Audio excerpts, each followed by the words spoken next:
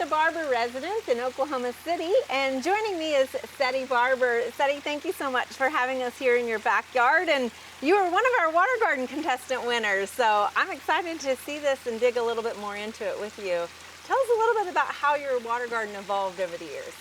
Well, when I bought the house in 2004, and it was, the pond was in pretty bad shape. It had a concreted, that was crumbling waterfall. It had no filtration system. It had a box with just a pump in the middle. Okay. So it was redone just shortly after I moved in the house, and I put in a skimmer over here in this corner, which helped with the filtration. And over the years, we revamped it more because of leaning over here. We moved the skimmer over to this side. And because of a leak that we kept having here, I had the whole thing totally redone about 3 years ago and put in a bog skimmer, so it's much more natural looking. Right. And so it's made it nice. Well, you've done an excellent job. I couldn't even tell where those skimmers were. You've camouflaged them really well. And I did notice, though, that there's actually, the fish are going underneath the deck here. That's kind of a neat feature.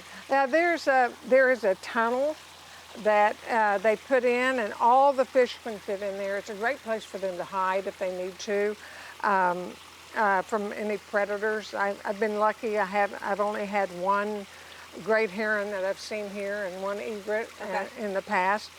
So I've never lost any fish to any predators.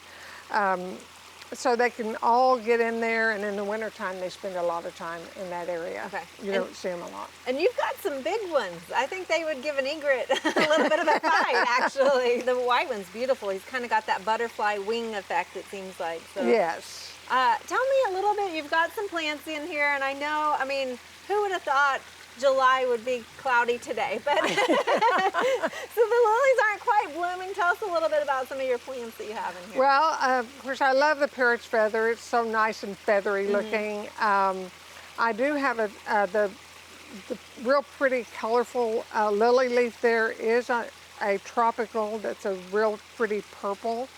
Then there's some yellow and pink lilies in here. The taro is also a tropical that I have to take in the winter time.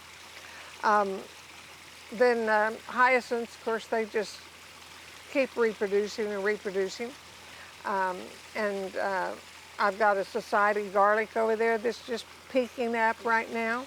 So do you have any problems with you've got a Chinese pistache overhead, but other than that, not too many trees. But I know sometimes the leaves can be a problem later on the fall. Do you have that issue here? Or? I do, but I net it. Okay. I net it at that time, and to keep the pond as clean as possible. So what is it about water gardening that really drew your attention?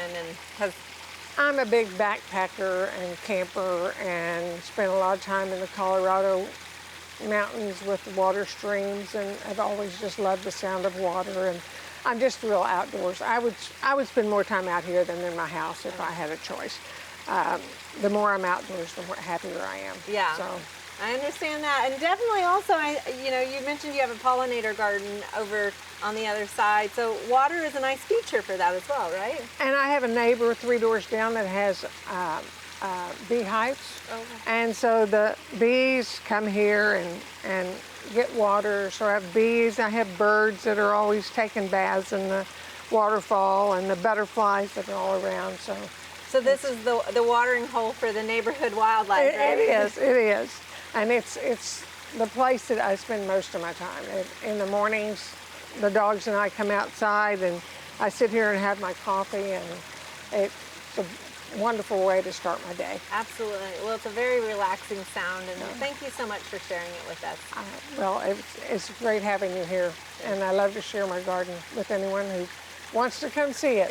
Thank you so much.